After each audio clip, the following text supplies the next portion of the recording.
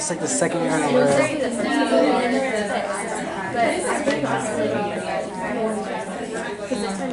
I'm glad it was better. I've been stuck on that. All right, let's go ahead and get started.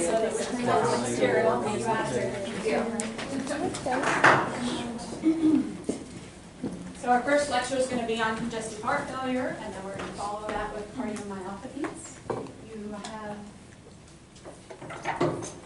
both of these on each side. And then again, like I said, as a precursor, Matt Curtis is our lecturer today. He is a physician assistant. He's been practicing PA for 20 years plus. And a lot of it's been emergency medicine, but then the most part, and most recently as well, been cardiology and emergency medicine. So he's very well versed and very knowledgeable.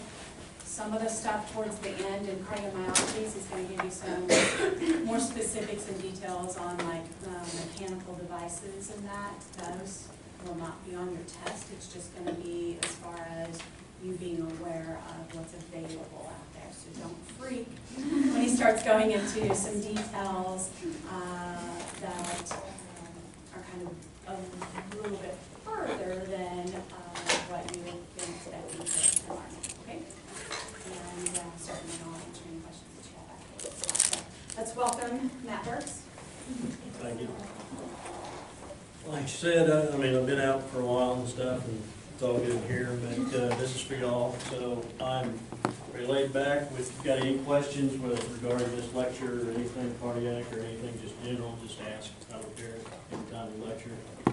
I'm here for you. It was your opportunity to learn, so whatever you need, just let me know, and we'll see what we can work through here. So we're going to be working on congestive heart failure. You all have had coronary syndromes and arrhythmias and all that kind of good stuff so far. So congestive heart failure is one of the biggest components of medicine at this point in time, basically because of the cost that it rises in healthcare, right? Somewhere between $60 billion or so from patients coming in, readmitted all the time. Medicare really puts the screws to you as a practitioner to try to keep these people out of the hospital because of the complication that arises, the costs of it, and everything. So it is a big thing. This is a neurohormonal disease, okay? So when the heart starts to fail and stuff, you'll see the body has a response to make the heart try to work more efficiently. But in our ability to treat that, you have to understand that kind of process and where we're going after it sometimes in the physiology standpoint. In the ultimate desire of the body trying to make the heart perform better, it actually hurts the heart and continues to fail to where somebody will finally expire. Okay? So that's where we're going to come back at it. I guess the objectives that they're wanting to kind of go is obviously is to recognize the disease order, right? You got to know when someone's in heart failure. There are different types of heart failure that are out there. I don't know if anybody's kind of explained it from heart, but the heart is just a series of pumps, right? And depending where that pump stops, it causes everything from the back of it to go, right? So right-sided heart failure there is, whether it be right ventricular dysfunction, right atrial dysfunction, valvular diseases that cause it. That's going to cause a lot more different symptoms than what you would see from like left-sided heart failure. Because you can get both right-sided heart failure and left-sided heart failure in left, right? Because the LV, back to the RA, back to the lungs, back to the RV, back to the RA. So those are kind of different. So whether someone's in cor pulmonale, which is more right-sided than left, you have to kind of differentiate between the two, okay? You need to devise a treatment regimen according to the stage, acute versus chronic. You can have acute on chronic. Again, that's kind of different on how you'll treat someone acutely if they're drowning in their own secretions. You got to get the fluid off quickly, but going back to that neurohormonal type things, chronic, we try to keep them from going into the acute phase, right? The understanding of the RAS system, renin-angiotensin aldosterone system. That's the hormonal effect that we have in the body, okay? The neural component to that would be the sympathetic system versus parasympathetic system and how it kind of pushes things, okay? Device therapy in stages we're talking about, and nowadays versus when I was out there, we didn't really have anything. So our big thing was put people on antiarrhythmics, keep them from going into VTAC, VFib, and dying. Nowadays, there are specific devices versus just a simple ICD, intracardiac device that shocks people, defibrillators. There's things called IV defibs. Anybody ever seen those? They're cool as shit. And I mean cool as shit. Back 10 years ago, I think it was, maybe now. Jesus, I'm getting old. The MADE-2 trial came out, and it basically showed IV defibrillation and defibrillating is much better than just putting people on antiarrhythmics and saving them. It was kind of the last hurrah of amiodarone.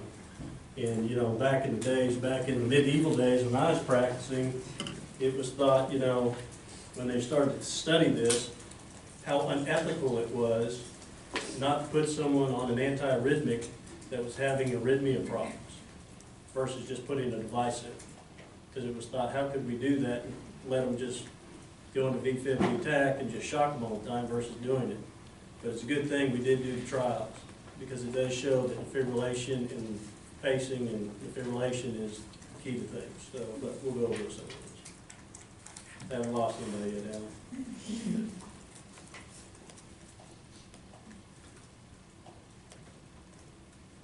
Epidemiology.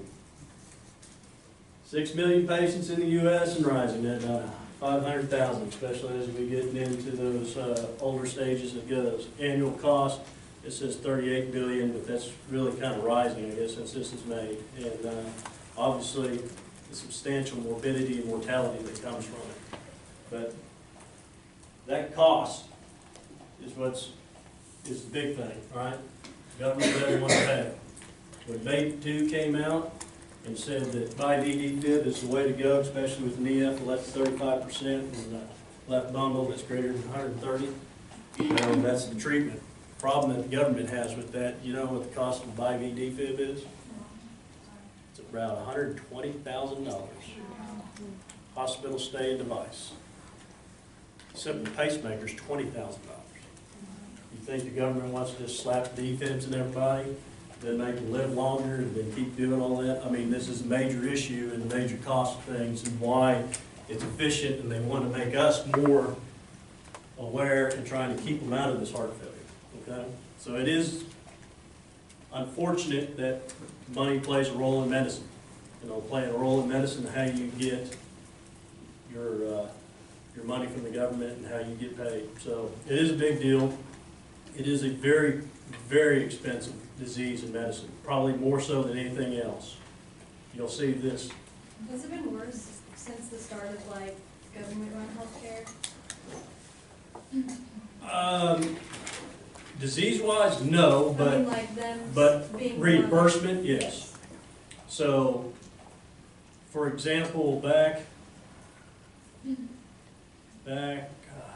2008, 2009 is when Medicare really put crunches to cardiology.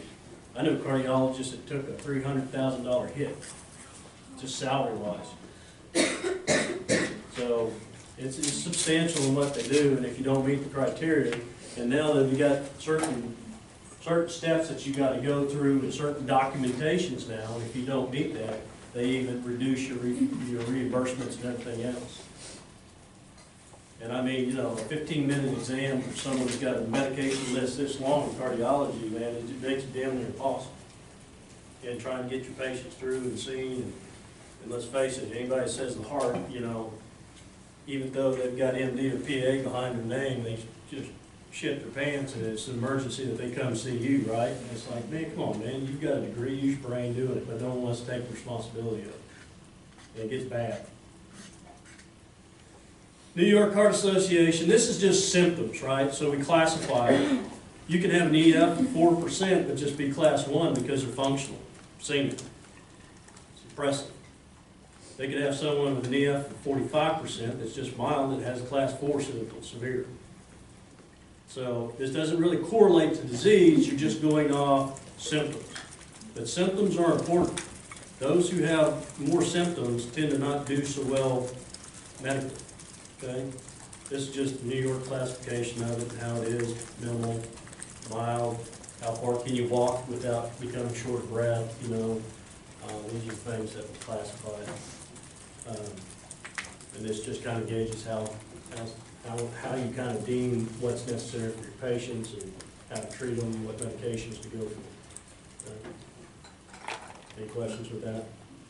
It's pretty straightforward. So, anatomy, I'm sure you all know what the heart looks like. Basically, you know, left ventricle, left atrium and stuff, again, it's a series of pumps, whatever fails first and stuff will affect the others, okay? I don't know if you all really need too much to know on that. Left-sided heart symptoms, you know, I mean, it's pretty easy to know. Dyspnea is probably going to be one of the first and foremost things, right? Someone can't walk very far without becoming short of breath. Someone can't, you know, go 2 feet.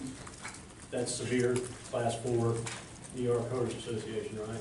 Someone can go 200 yards or go to the mailbox and back. You know, that's what they're going to show as far as how much they have. And it's not really dependent on how much maybe congestion they have in their lungs to the symptoms, but that's one of them. Orthopnea, basically, are they able to lay down? Usually in questions that you do, and I mean, on a didactic level, I guess, they'll say it's 2-pillow orthopnea. How much lying down can they take before they're not short of breath anymore, right? I always just ask, do you lay down at night? No, okay, you're orthoptic. I don't know, pillow, I give 2 shits about that. Paroxysmal nocturnal dyspnea, you know, how often are they waking up, gasping, wanting to know, you know, like they're impending doom, they gotta get up and breathe, that's kind of it. Fatigue, again, goes with the amount of blood that can get perfused out of the heart. You know, if your EF's 35%, you're not pumping as much blood as you should, because normal EF is 55, 50 to 70, right? So, you know, reduced perfusion means reduced probability of getting oxygen to the vital tissues that you need, of your muscles and things of that nature, so you get fatigued, tired, can't do anything. That's another issue, and signs that you're knowing is left-sided. Rails, bronchi, you know, mostly I'd put on here crackles, here at the base of the lungs. The other thing that I would probably say to this is diminished breath sounds in the distal airways or the lower airways as compared to the apexes of the lungs, right?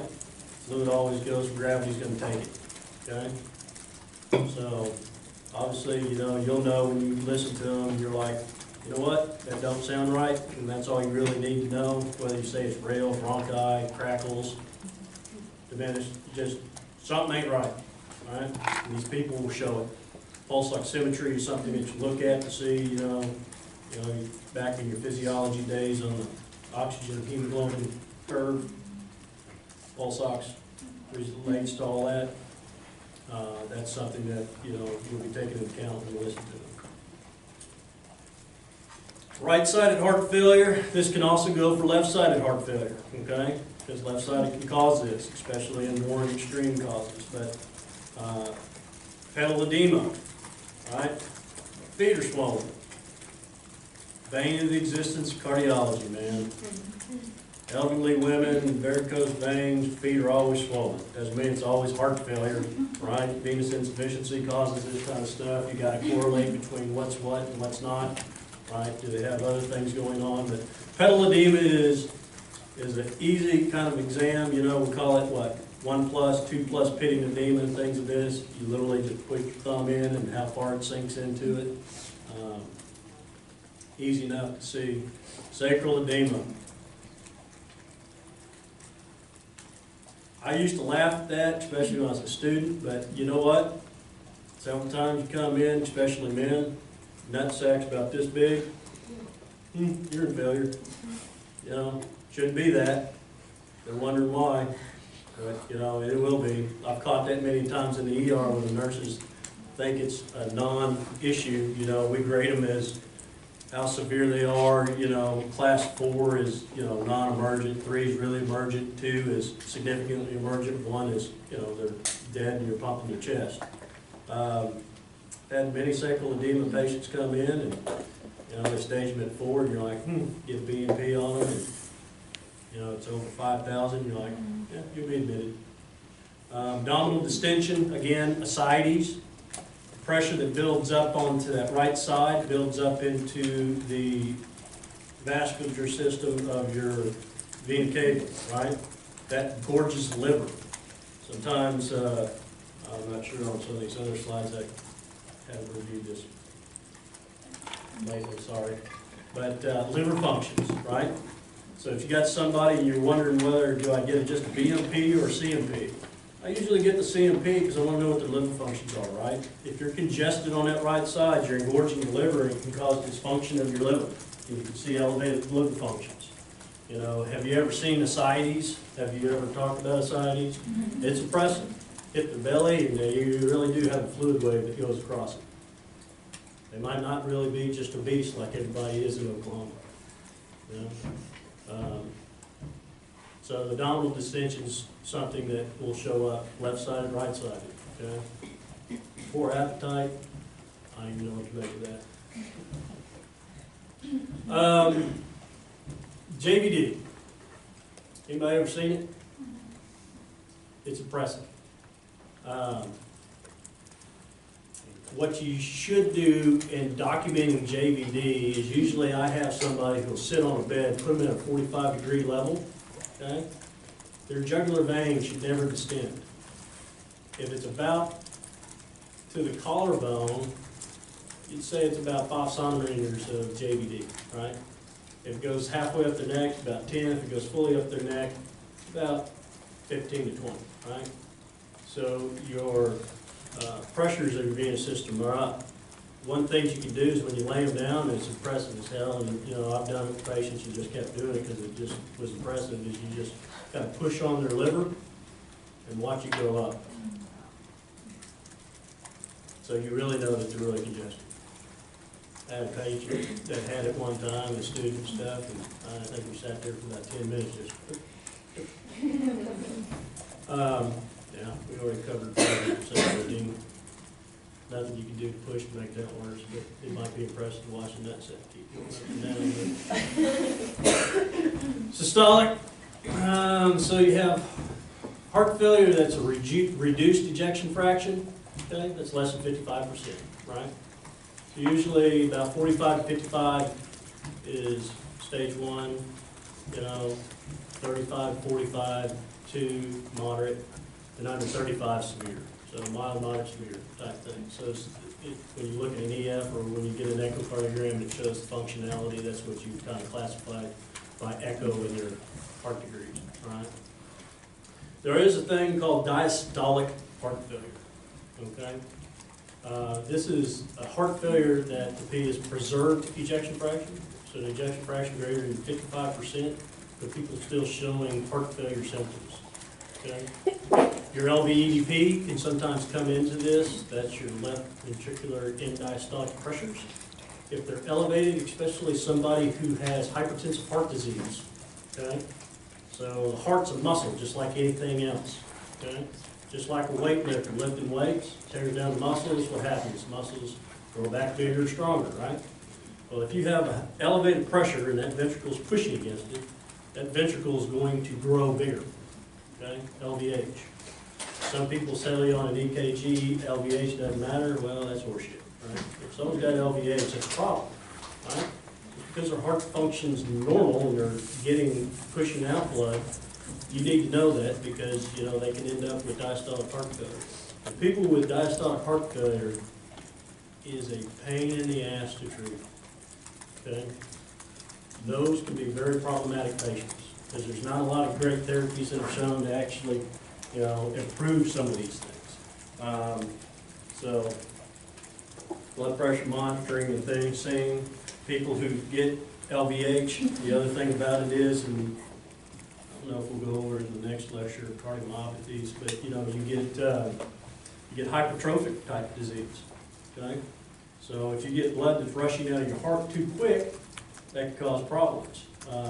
One of the most probably pushed things that you'll see is mostly like children who have hypertrophic cardiomyopathy. You know, they have that subaortic hyperstenosis type things. Those are the athletes that die, you know, because the blood's shunted off and can't get blood out, they fibrillate and then arrest on the court. So, I mean, those are issues, but from a LVH standpoint, due to blood pressure and elevations, you can get a hypertrophic just because of the over-aggressive nature of the ventricle. Sometimes you can get a heart that's too aggressive and is pumping too much blood out of your system, and that's not good. Okay? There should always be blood that's inside the heart and not ejected entirely. Causes. Well, coronary disease probably the first and foremost. Y'all have just done lectures on coronary disease, right? Understanding it and all that kind of stuff. Obviously, if you infarct the heart and kill the muscle, it doesn't want to work or squeeze, you get diminished EFs, right?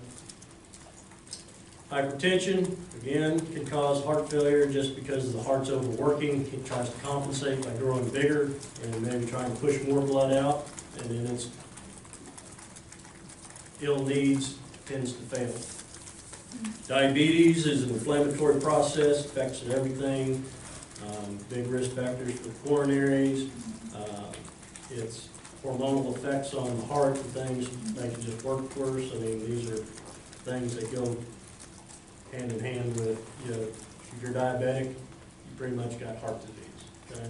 And treating the diabetes and what you do with those and the hormonal effects and things and trying to save the kidneys as well as the heart will also take care of the heart.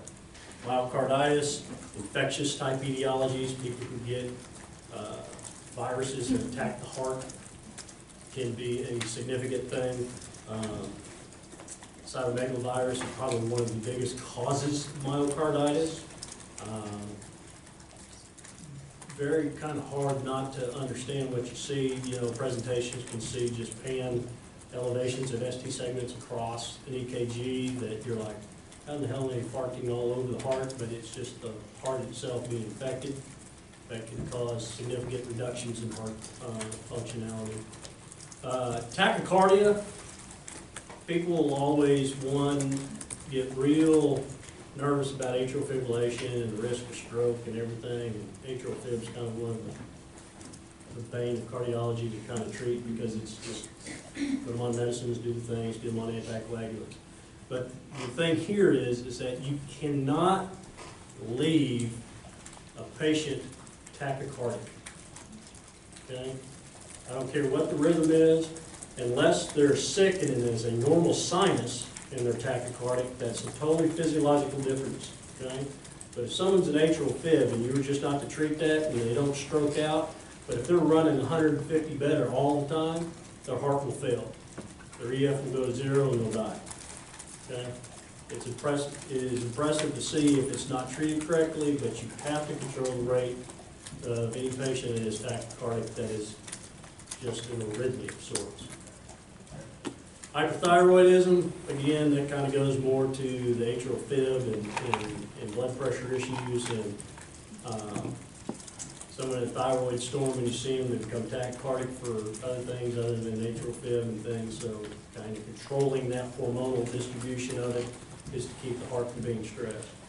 Valvular disease, obviously, for this one, the most important valves of the heart that you're going to see are going to be the mitral and aortic valves. Okay? If the mitral valve is leaking severely, it's stressing the left ventricle too much because it just continues to leak blood into that ventricle when it shouldn't be. And then the heart has to overcome that volume to try and pump it out. And you'll see that its EF will start to demise after a while if not treating the mitral regurgitation. To a point to where if it is severely leaking enough and you start getting LV dilation where like the left ventricle is going above 55 millimeters, you know that patient's going to need a valve replacement, right? Have I lost anybody yet? I have a question on the tachycardia. Did you say if it's normal sinus and tachy, you, If it's normal sinus and someone's like 150, you got a sick-ass person there.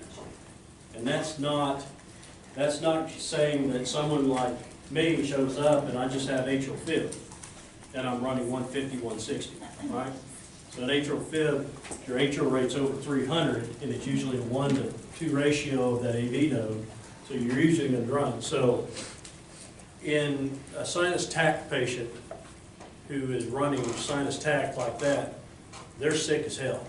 Treat the underlying cause. They septic, what's going on, they hypovolemic. You treat that, the heart rate's going to respond. Okay? Febrile patients always come in tachycardic. Treat the fever and the heart rate goes down. But in arrhythmia or pathology, it's totally different. You have to treat that underlying cause and stop it. Any other questions? All right. So this is heart failure with perfused ejection fracture. This is difficult. I mean, these patients come in and, you know, they're in the classification of having symptoms, and, you know, you're trying to get the heart to relax and do the things that you need to do, but in this age group, it's usually over the age of 75, right? And typically, they are more female patients, and I'm not sure why, or if this is more hormonal control due to menopause or what's going on, but, you know, as these patients are hypertensive or have coronary disease, what happens is that, you know, their vessels become more stiff. You know, it's hard to try to treat things, and it's just getting the heart to relax and do its functionality is very difficult. And, you know, giving just blood pressure medications or any of these other things, they don't always just work on these patients for some reason. We don't know why, actually. And, you know, you'll see later on, we talk about treatment of this, it's usually just, you know, healthier diet, exercise, some medications and things like that, but it's more lifestyle modifications. And it can be bad, you know, but not as far as we know now what we can do with it. So, but the normal perfusion EFs and stuff that come in with heart failure can be just more of a challenge to try to treat. Partly because most of the time when they're over that age, they're going to give a shit what you have to say. They're going to do what they want to do. It's just simple facts. Diagnosis. How do you diagnose it? Well, everybody's going to do their history and physical. You know, you ask questions, risk factors. Everybody knows the risk factors for coronary disease. Physical examination is what we talked about. You know, listening to the heart, looking at their feet, you know, seeing what's going on with that. By far, obviously, echo is the standard as far as looking and seeing do they have normal EF or not. You know, this can usually estimate your diastolic pressure somewhat. To be honest with you, you know, in cardiology, yeah, you kind of listen to them, but you know what, echocardiograms might be stethoscope, right? You've got to get an echo on just to see what the functionality is. And, you know, valvular disease doesn't always correspond to the loudness of the murmur. I've had patients come in with a grade 1/6 mitral regurgitant murmur that had severe regurgitation. You know, I had people with murmurs 3 that showed very mild. So it just depends. Echo is the big standard of care. You know, if you suspect it, you're going to see it. You know you're just going to do an echocardiogram. Brain natriuretic peptide. You know, we do use these to see for acute versus chronic. You know, when it first came out for us, it was like something over 800 was considered heart failure. They've lowered that standard down to at least 200. You'll also see an atrial natriuretic peptide. I don't know if y'all have been exposed to that yet, but there's another thing called atrial natriuretic peptide. That's the atrial stretch that you get and it sends it out as well. Usually, this is a hormonal kind of control. These are peptides that are controlled by, obviously, the brain, as the brain natriuretic peptide says. Typically, it's easier just to look at the brain natriuretic peptide, but this is to help send out peptides to help kind of diurese your own self. It's the body trying to do itself, but can lend to problems. There are medications out there now that actually attack these peptides in heart failure. You've probably seen the commercials for Entresto and all that kind of stuff on things. TSH, obviously, you're going to look and see thyroid disease and the hormonal aspects of on the heart. It's not routinely ordered, but it is something to keep in the back of your mind when looking at heart failure, especially when you can't understand the cause. Okay. Again, BMP, typically, if I feel like they're going to be a heart failure, I'm doing that CMP, especially looking for liver congestion. Okay.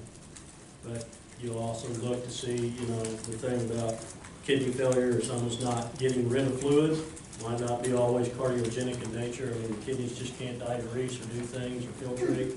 Then, you're retaining fluid and you can't expel it from your body. Well, it's got to go somewhere. So those are other things that you can look at.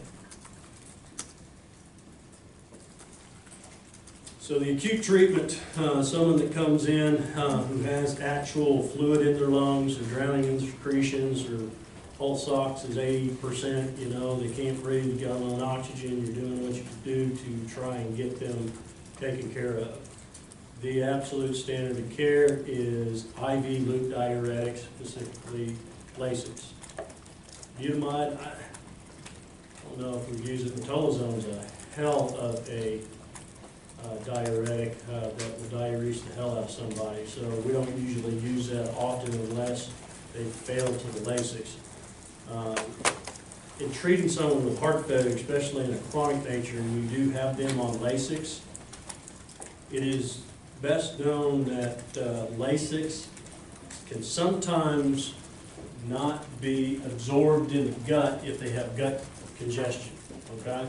So you can give Lasix, and sometimes its effectiveness cannot be as good because it won't be absorbed well in people who just continue to have engorgement in the vessels of their intestines. Okay?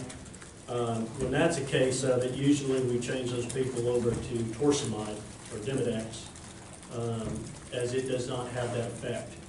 And you could probably treat someone outpatiently better with Demodex than you can with Lasix. Zeroxylin and metolazone, that's a hydrochlorothiazide type derivative, but is way more potent than what you can see. It can drain some of the potassium very quickly. You've got to continue to monitor that. Specifically, a rule of thumb, I don't know if anybody mentioned it, but if you've got somebody on Lasix, usually if you put them on like 40 of Lasix, the rule of thumb for that in treating someone is to put them on half that amount of potassium. So if you got them on 40 of Lasix, typically you'll put them on 20 milliequivalents of potassium. Because that loop diuretic does pull the potassium out with it. Okay?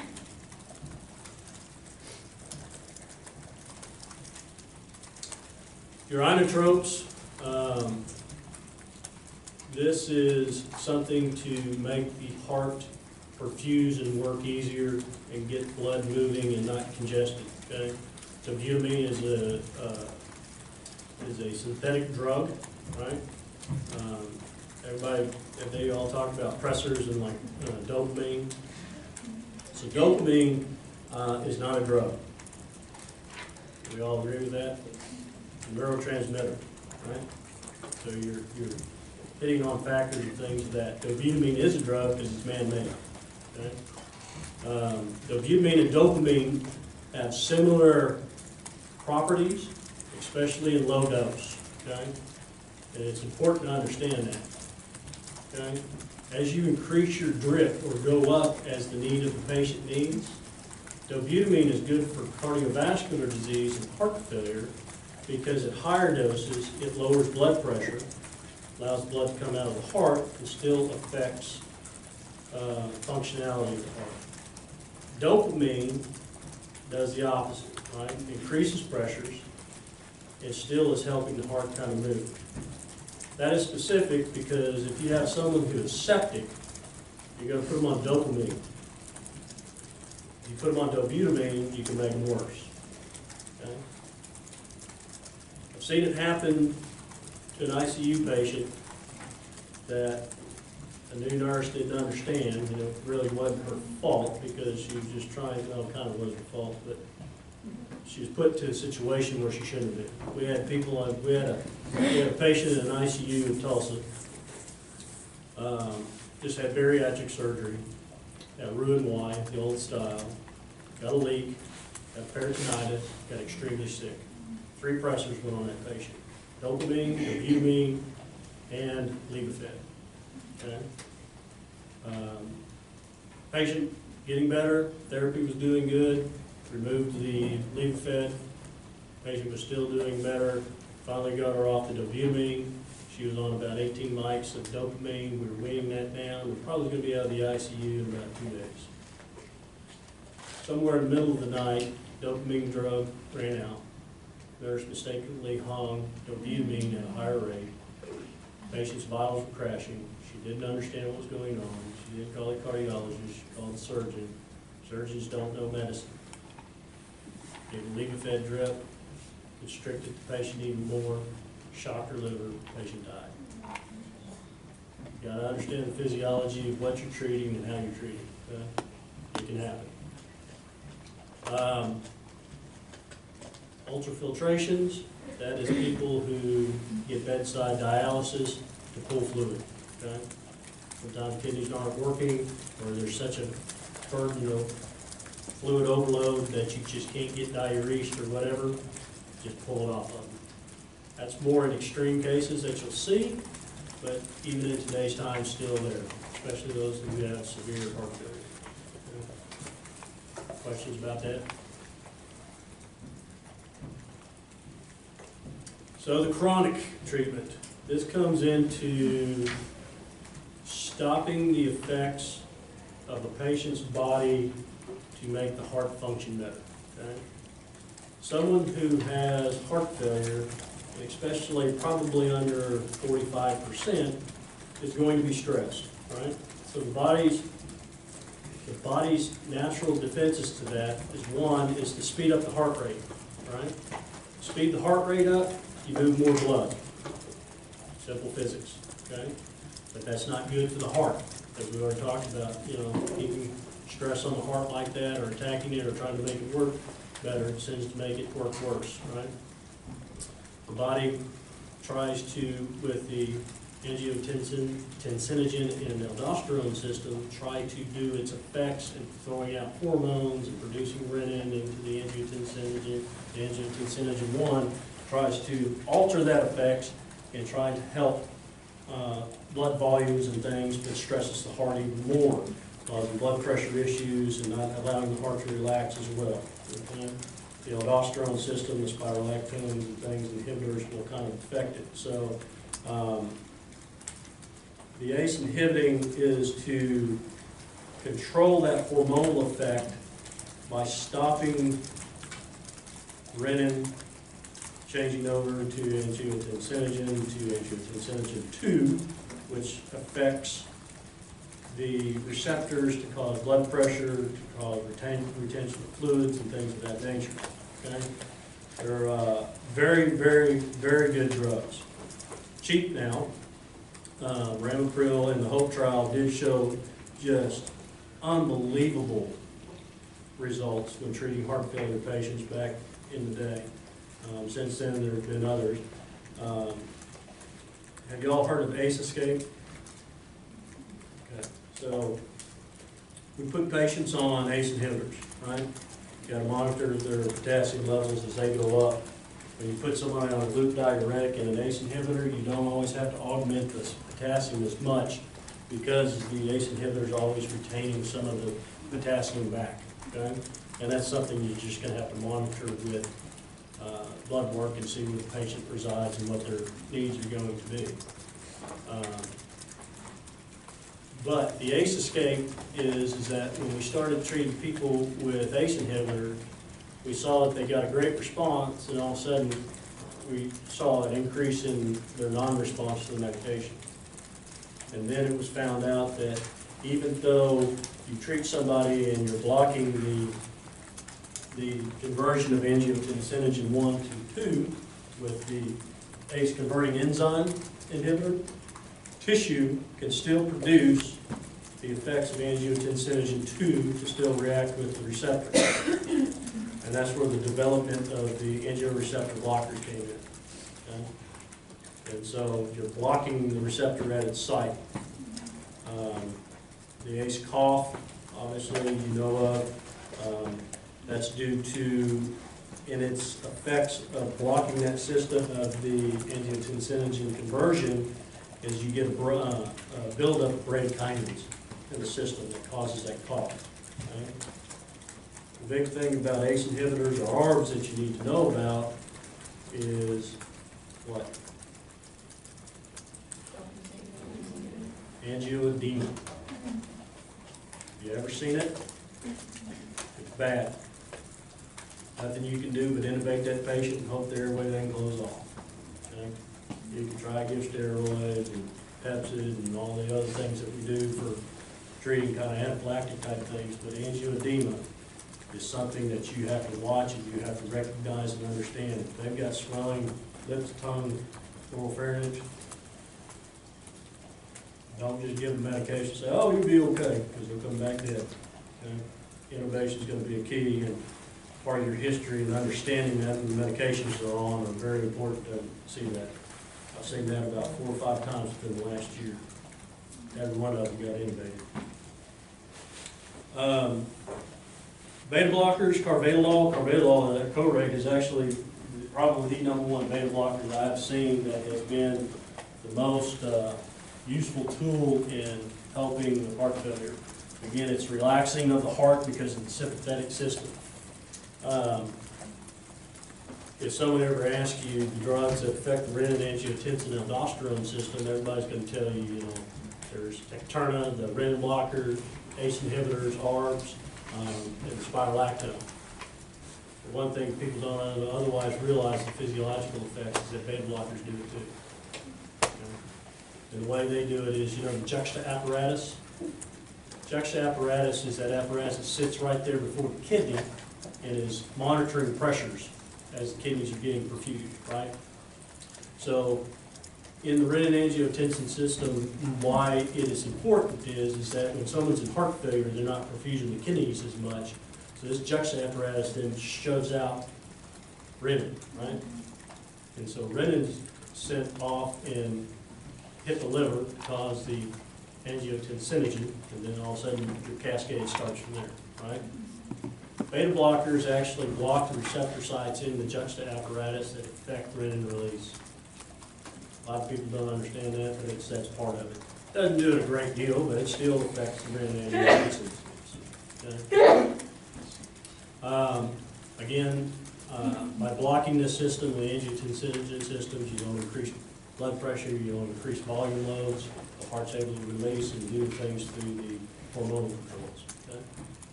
Aldosterone, obviously, if you block aldosterone, because remember its effects on the kidneys is that it's going to pull fluids back in and do things, and this is allowing you to diurese. Spironolactone is usually a cheap and easy drug to use. Sometimes your male patients might not like it. Anybody know why? Yeah. Men don't like boobs on them. On their female partners, but not on theirs. So the Sacubril and Valsartan combination, or Entresto and things of that nature, you know, again, affects on some that natriuretic peptide working in the system as well. So it's still that hormonal control to balance volume loads, to balance blood pressure, allowing the heart to squeeze blood out. And again, so those are the effects on that hormonal control. Control the renin system to keep fluid and pressures from being brought back up. Control the sympathetic surges to the heart to relax it, and the heart will actually perform much better. Okay? You can improve ejection fractions through this and being tight control. The nuances of this is what do you do when you have a female that comes in, her pressure's already 90 over 70? pick your poison and what drugs you use and how you do it and how they respond to it. Just because this drug, they tell you, oh, you're supposed to do this, well, you can't hypoperfuse them either. You can't make the pressures, 60 over nothing. So it becomes a very good trick on how you involve things and what goes on with patients. It's easy when they're hypertensive. It's not so easy when someone's got an E up 35% and their pressure's already 90 over 60. So. Huh. Everybody get that? I think we just talked about it. So, again, renin produced in the kidneys, comes from the juxta apparatus, right? Converts angiotensinogen, renin goes to liver and gets the angiotensinogen to go to angiotensinogen 1. You get the converting enzyme, blah, blah, it affects vasoconstriction, renal blood pressure, and everything, right? So, that's what we're trying to control with the medication. I didn't go over that too quickly, did I? Yeah, the adrenal glands to produce the aldosterone that obviously kicks out and is causing fluid retention and things of that nature. Increases blood pressure, the sodium retention promotes the fluid, but it also promotes fibrosis, hardening of arteries and things of that nature. So we're trying to reduce the inflammatory responses and things that has of the vessels and stuff.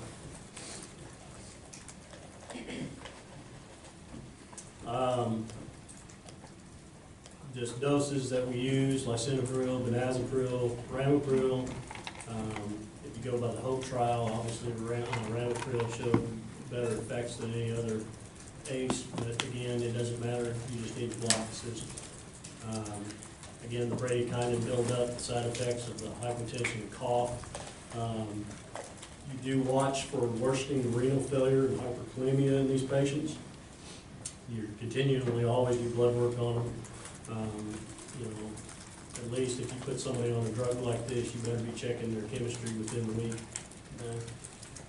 Just give it to them and say, oh, come back 3 months, oh shit, you're in heart failure, or renal failure, sorry. Renal artery stenosis. This is significant.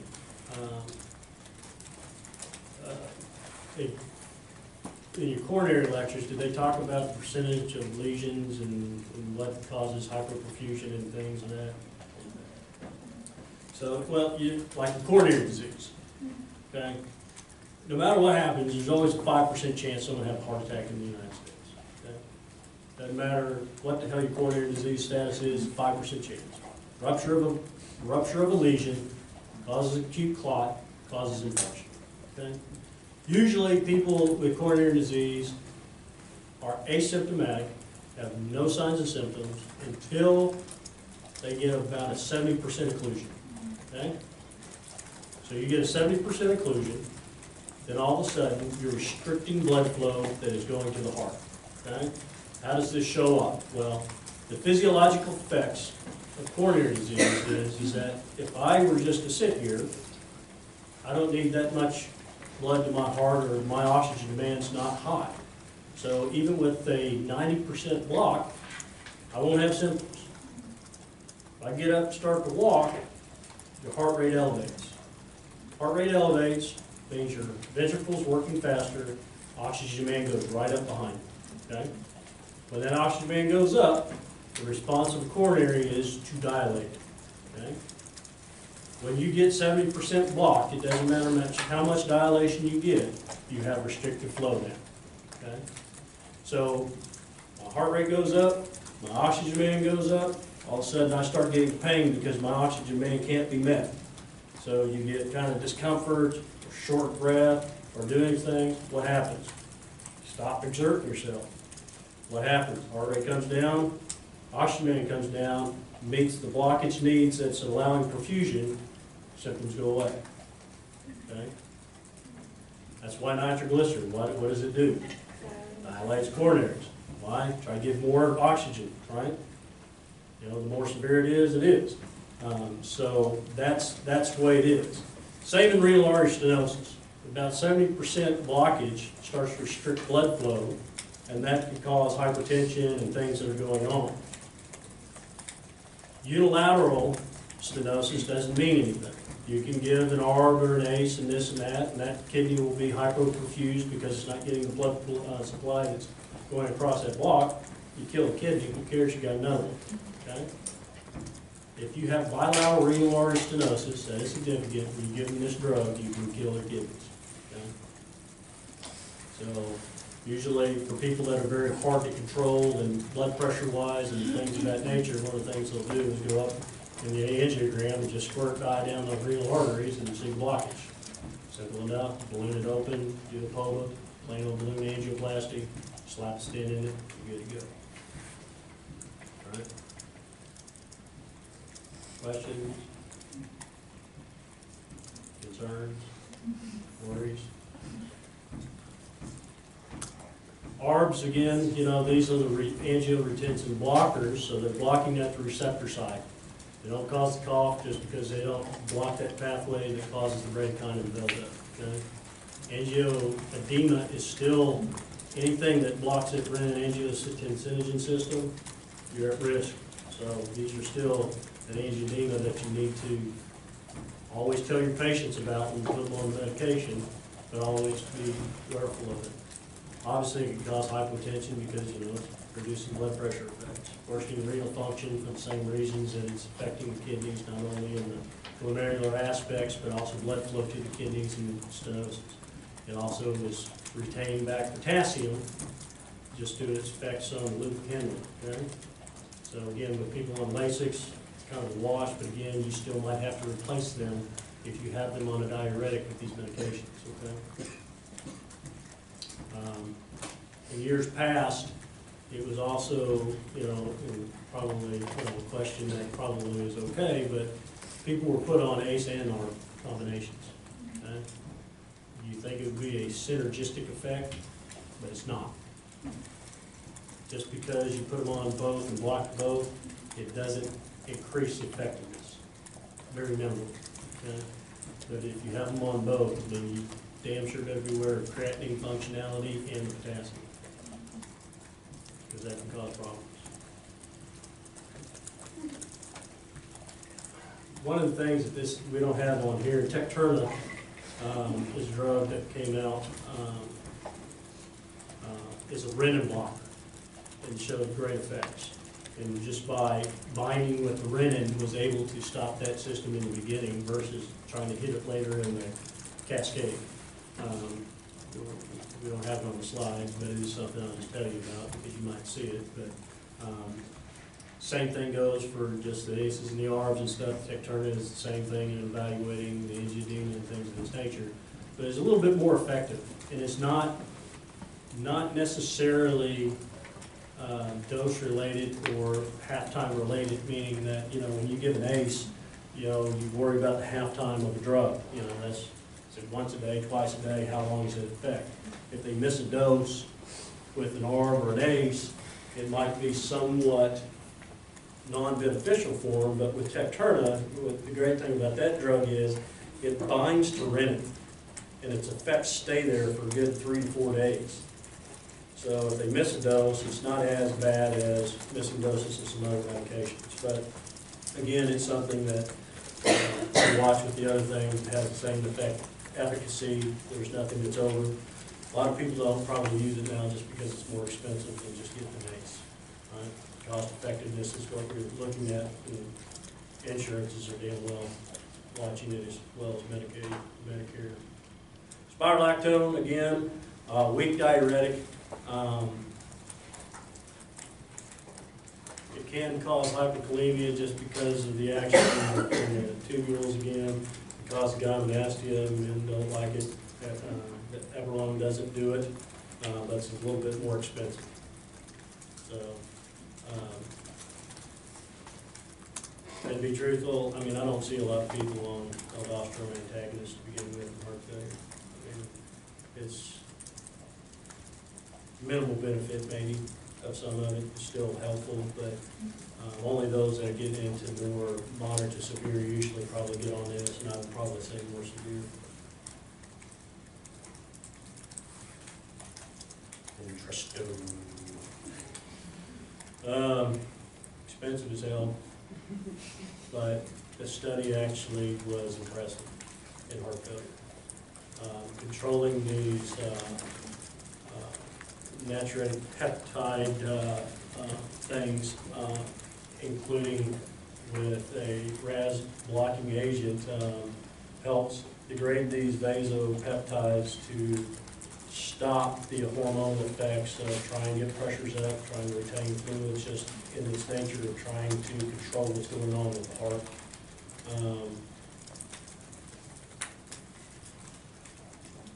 The studies that I've read are impressive. I mean, I've been out of cardiology a little bit too long to start using all this kind of stuff, but from what they tell me, it's a good drug, helps a lot of people, probably gonna be more in your severe patients. Again, just like anything else, back here might say, yeah, it's a good drug, but they got cheaper drugs that do the same thing. So, it's just, people can afford it, I guess they go with it and stuff of that nature. But it's a great drug. There's no doubt about it. Sympathetic nervous system in CHF. It is hyperactive, right? So if you can't move volume, the body's response is, well, speed the heart up and we can move volume. Your epinephrine, norepinephrine levels get up. They cause the tachycardia that's bad for the heart, but they also increase blood pressures. And they also have damaging effects on vessels, right? Fibrosing and hardening of muscles and causing the myocardial muscles to become damaged in overstimulated processes.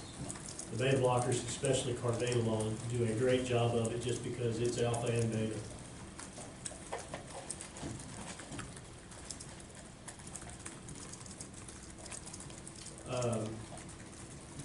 Y'all won't know.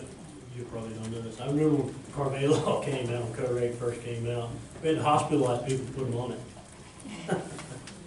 We don't do that anymore, we just start it and go, but, yeah, you couldn't put them on there without making sure they didn't get excessively sick or something, and finally we realized it's pretty stupid, and government didn't want to pay for the hospitalization, so we just use it. It's a great drug. I mean, alpha blocker and beta blocker are all in its essence. Metoprolol and bisoprolol don't really do it. They're cardio-select, just due to its beta properties. It does not affect, lung functionality. In my day, you put an asthmatic on a beta blocker, but it's just you might as well just take out your checkbook, right? Shit, back in my day when you had a diabetic come in and they got on a beta blocker, you might as well take out your checkbook, right? We masked the symptoms of low sugars, and well, that was a bad thing. Now we know how stupid we were from back then, and we threw that out the window. Trying to think of that new beta blocker that's out. It's escaping my mind. It's another beta blocker that is very good with carvedilol. Jeez, I don't remember the name of it. The other effects that carvedilol and medicine I can't think of right now are good for diabetics. They've been shown to reduce hemoglobin A1Cs. Not tremendously, but they do help. Older beta blockers can cause sugars to rise, especially atenolol. Atenolol is one of the worst ones that can cause that. So even in that select group of patients, it's good.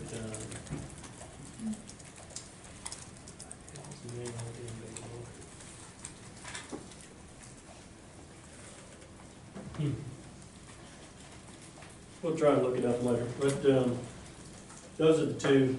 This one drug I can't remember his name, and carvedilol are good for diabetics. Carvedilol is one of the best drugs out there.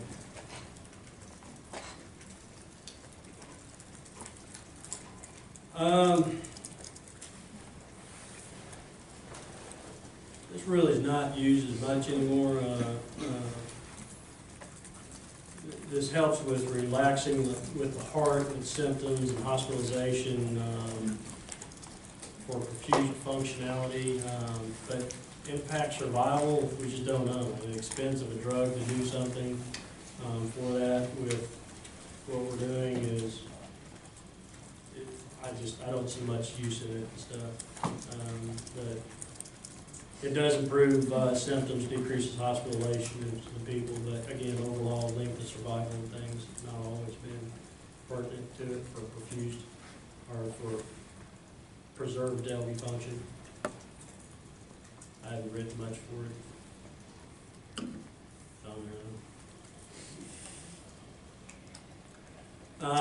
Yeah. Oh, Didge. There's still people out there that put people on digoxin just from one freaking study.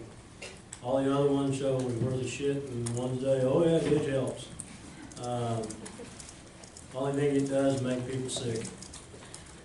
And when they come in with Didge toxicity, Digibine,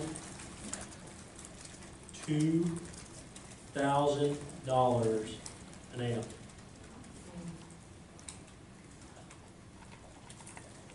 You want to see a hospital administrator come knocking on your door real quick? You order that from Didge toxicity. They about come unglued on it. And there's probably no way of revamping your cost on that, even in an acute situation. Didge is just a worthless drug. Some people still even use it for Rachel Fib and blocking the AV node conduction and things, and I just hate it. Inotropes, you know, I mean, they're good in acute situations, but long term, what the hell are they gonna do? I mean, you can't put somebody on medications and doing. Inotropes, again, in an acute situation are fine, but dopamine, what does it do? Stimulates beta receptors. Well, if you give a beta blocker, and I've seen it before. I've seen it in the hospital and someone comes with septic.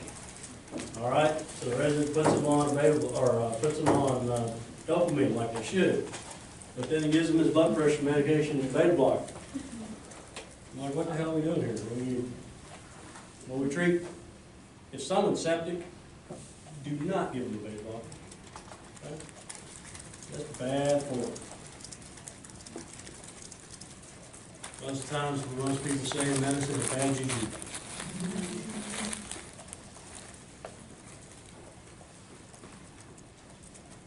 This add-on question is perfusion, right?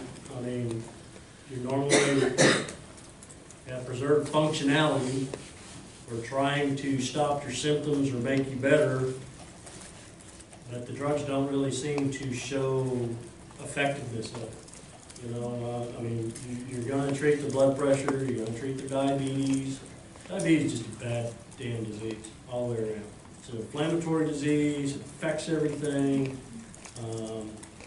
But, you know, for these patients, especially as they're older and their vessels become more stiff and, you know, their lung tissues aren't working as well, their kidney function is not as good, it's hard. And I would tell you this, when evaluating, I mean, just don't look at a lab value, especially like in your little old ladies, okay, 70 or better, okay. If they have a normal creatinine, they could be in avert heart renal failure, okay? You gotta understand that. Creatinine comes from what? Muscles, right? It's your muscle mass. Little old lady who's a little crepit thing walking in, I mean, she doesn't have that muscle mass to shoot creatinine way high, but, I mean, your glomerular infiltrate process, you need to look at, pay specific attention to. Nowadays, we have great ways of calculating that on the chemistry. You know, if you're less than 60, I mean, there's a problem, okay? So putting them on medications and you put them on ACE and ARBs or any of the other stuff that affect the kidney, just because it comes back normal doesn't mean it's not disease. That's the only point I would stress. Not that they might not need it. I mean, you know, diabetics come in, the renal functions for crap, we still treat them with ACE inhibitors, right? You're looking for renal disease and trying to stop microalbuminemia, right? Or protein disease of the kidneys. Even if the creatinine's up, you're still going to treat them, because if you don't, it gets worse, right? But you got to closely monitor it. And typically at that point in time, if you're not with a nephrologist, you'll probably be punting it. But I mean, if they come see you in the clinic, even though they got a specialist, doesn't mean that you can't pay attention to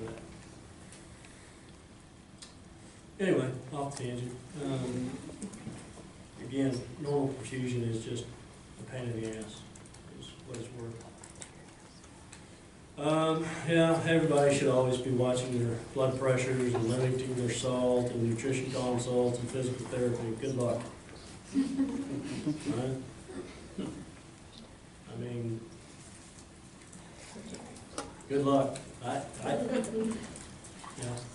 So if we're telling them to limit their water, are we worried that they're gonna get dehydrated? Not necessarily. I mean, you know, people, I mean, if they need to drink, but I mean, you know, you don't want a heart failure patient in there, you know, drinking a 12-pack of beer. Get these damn guys coming in and they're like, yeah, I'm like, well, Jesus, Bob. Slow down on beer drinking. You know, I mean, the sodium content alone on beer is ridiculous, but you'll get them, I guarantee you. If you live in Oklahoma, you know, it's happening. Nutritional consults, I mean, y'all been in clinics, right? And they'll come in within 48 hours, and it'll be your fault for readmitting them because I mean, they went on their beer drinking. I mean, you're gonna do your due diligence. I'm not telling you not to do it. I mean, you're there for public safety, right? But, you know, shit, I'm not going home with them. I can't put a gun to them, and I can't make them. You know, I'm like, okay, these are the things you gotta do. You know this helps. We live in Oklahoma. Hell, I got women I see that are fatter than I am. It's like, and they got these complaints, and I'm like, yeah. I mean, you know, what are you going me to tell you? I mean, you know, these obese females that come in with trunks on their legs and like they're swollen. I'm like, how can you tell? It'll happen. It'll happen. But, you know, these are things that you should consider that, like I said, good luck. It'll happen. I mean, y'all live in clinics now, right? Y'all go see patients, don't you? Yeah. Hell, I'd be surprised if you haven't come across some of this shit. Device therapy, outstanding stuff. Probably some of the best inventions that have been out there. So, in failure and things of the heart, you know, you have your atriums, and yes, I can't draw.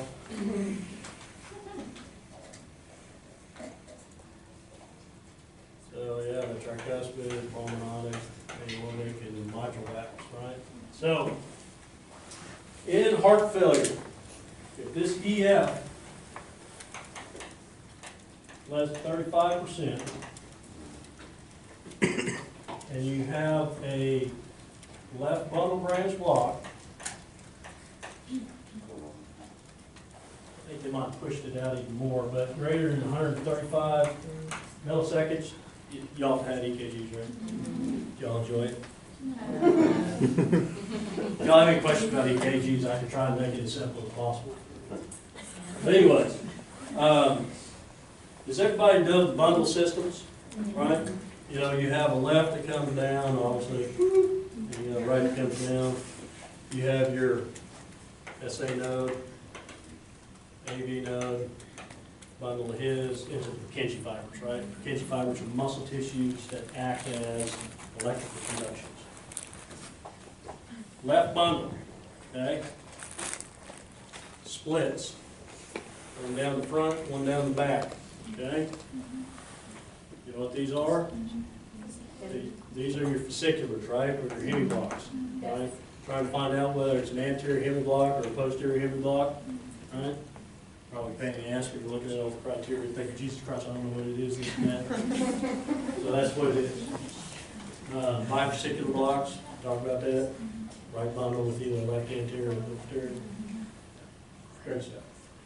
We can go back over it. So a bundle is the entire thing, right? So if you have an ejection fraction of less than 35% of the bundle that's going out with that, the problem that happens with this, and it's very difficult to treat, is the fact of sloshing the blood, okay? And the reason is that when you have a bundle, no electricity gets to this left side. It comes down the right side. Your right heart squeezes, right? Electricity is finally making its way over to the left side to finally get that electricity to squeeze back. That's why the distribution of the EKG is the way it is and spreads out, is It's longevity of that electrical system to move through the heart. So what you start to see in this heart failure, 35% or less with a bundle like that is that as right heart squeezes, it moves over. Left heart squeezes, it moves over. And you get this motion in your heart. Okay? People don't do well with that, especially with bundles. So, you know, a normal ACD, you know, you put it in the chest, it comes down, they put this wire in, they screw it into your heart muscle here, and then you get one that's put up in here into the atrium. Okay? And so what that monitored for was, it monitored rhythms. Okay? All right, we're in sinus, we're good, oh God, we're in VTAC, thunk! And it would defibrillate, right? So this helped people, but it really didn't help people with heart failure. So they devised a device where they finally come in with the third lead, they go through the coronary sinus, take it out one of the veins, and implant another one out here, okay? So now you have two ventricular leads. If they can't get into the coronary sinus, sometimes they do a thoracotomy and just place it. But now you have two leads in the ventricle and one in the atrium. So what happens? They synchronize the ventricles. You get a sinus beat, it doesn't do anything from the atrial lead, and the ventricle lead, pow, you get back to function. I've seen an EF 20% go back to 55%. Impressive device. They're also impressive in the fact that they do outstanding work in arrhythmic type of presentations. This is what Baby 2 showed. So they will monitor rhythms and say you go into VTAC, okay? It will then race your heart faster than the VTAC is going in the heart, grab that rhythm, and bring you back down. If you take off again, it does it again. And it will do it usually probably about 5 times. And then if it can't get you out of it, boom, it'll hit you. Now if you go V-fib, you're done. Boom, it's going to hit you. And it hurts like hell. That ain't bullshit. You ever seen it? It's not fun. I had a patient in Tulsa who went into heart failure. He was an ischemic dude that had a heart attack, blew out his heart, bigger analysis and stuff, and was having all kinds of rhythmic problems. You know, we talked about what was going on this and that, because I don't know, this and that, he finally took the device. He was getting shocked 60 times a day. We put him on antiarrhythmics. I mean, major antiarrhythmics, couldn't do it. He finally come in the clinic, looked at me, and he's like, bitch, and he goes, would you have done it? I said, no. And he just looked at me and goes, what the hell? I'm like, I don't know. I don't know if I'm going to live that way. He decided, he goes, I'm done with this, I want to turn it off. Okay, you're going to die. I don't give a shit. Okay. Medtronics came out, turned the device off, he's dead in 5 minutes. His choice, you know, forced him not to do it, he knew, but it happens, but hell, I don't know if I want to be lit up all day long. It just happens. But that device is great.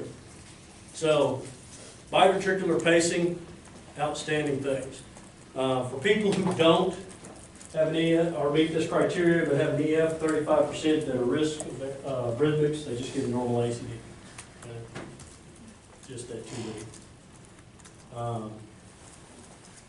The LVATs and stuff, ventricular assisted devices and stuff, that's kind of a bridging type system and things for people that are doing things. Those are interesting, hooked up with machines and stuff of that nature. You don't really see them as much. Heart transplants, you don't see as much because the therapy is much better. But for people who can't get or had a disease state or done anything with it, you know, heart transplantation still works. Okay? Let me tell you this, in heart transplants, they get an angiogram every year. Anybody know why? They feel no pain. You cut all the nerve aspects so they have no angina, none whatsoever. So if you have a heart transplant patient, they're going to be studied almost every year. Typically.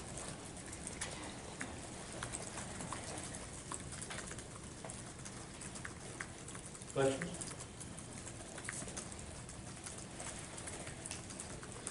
That's what it looks like. Again, survival improves, and we know this from the Maiden 2 from the trials of the last hurrah of amiodarone, right? Antiarrhythmics weren't doing it, made people even worse. But it could reverse, death into living. My picture's better, but. Ooh, not fun. Okay. Meet your criteria, yeah. 5E pacing. Okay. I think we kind of covered that. Your LVAD device, bridging people from getting a heart transplanted or some type of cardiac help as far as surgery goes. Hell of a machine, gonna be in the hospital for it, but that's a brutal last way to live.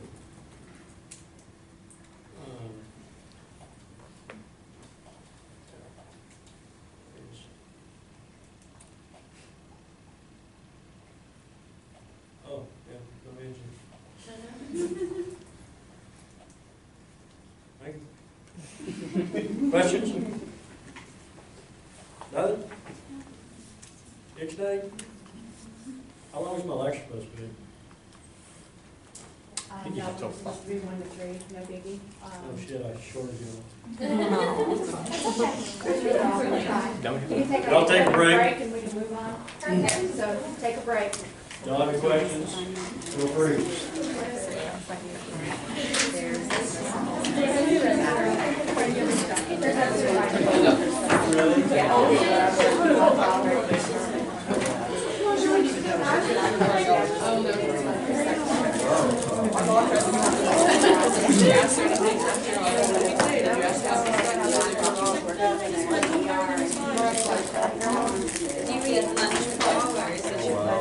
I'm in the process of it.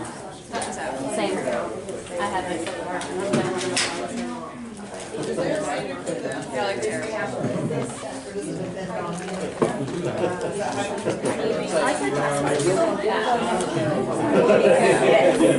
I also saw like swimsuit that I took a picture of and then sent it to you.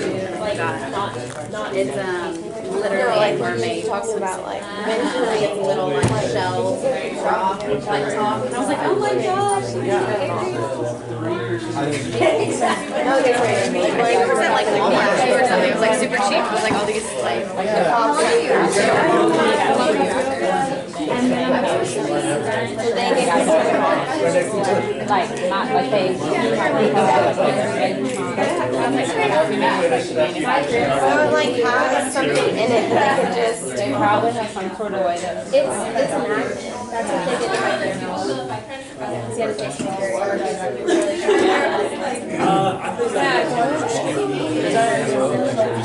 the face yeah, and the next one is like shorter. It's like he was like almost halfway, but then it slowed down. But it was like, and I was like, we're gonna be out of here later. Wonderful.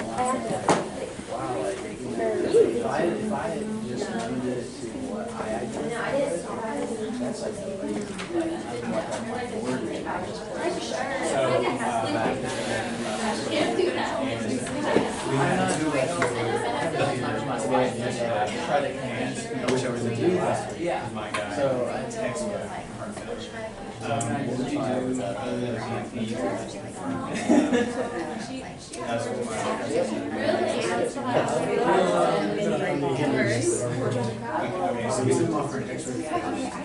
An X-ray will, if it has fluid in his lungs, you get some pulmonary. Yeah, there were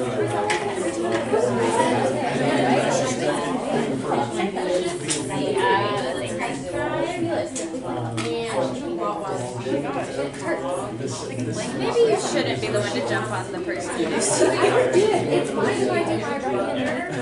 If I do this way, I always do it. And I don't know why. It must be just the positioning of the hand. I think that's just a delicate thing. The other one. Just the business hand. Well, you know, your boyfriend is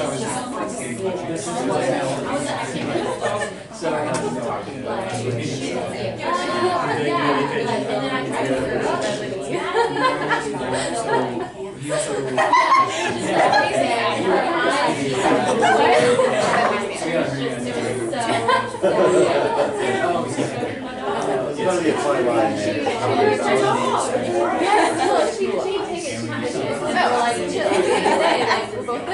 And that's the best kind of friend. It's like having a guy friend. Yeah. It is kind of so you're going to the next step when I say not like no. Oh, wow. Yeah. It's like, and then all of a sudden here.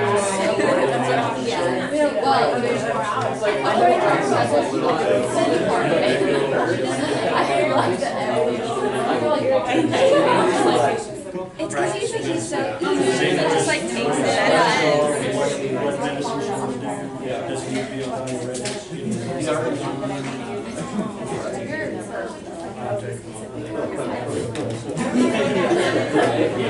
He's outside.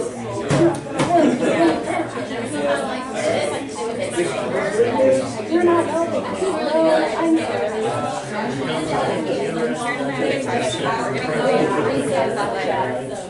It's present.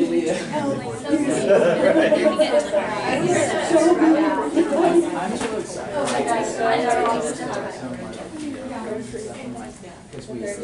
Sit in your chair.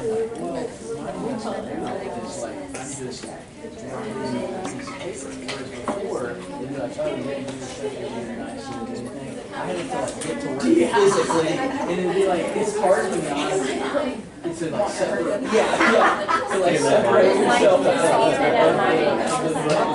She said it was lightly salted as a I was like having flashbacks of this weekend.